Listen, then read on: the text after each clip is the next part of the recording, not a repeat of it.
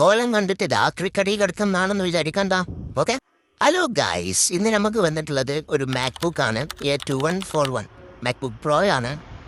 അപ്പോൾ ഏതായാലും ചെക്ക് ചെയ്ത് നോക്കല്ലേ. കണ്ടീഷൻ ഡെഡ് ആണ്.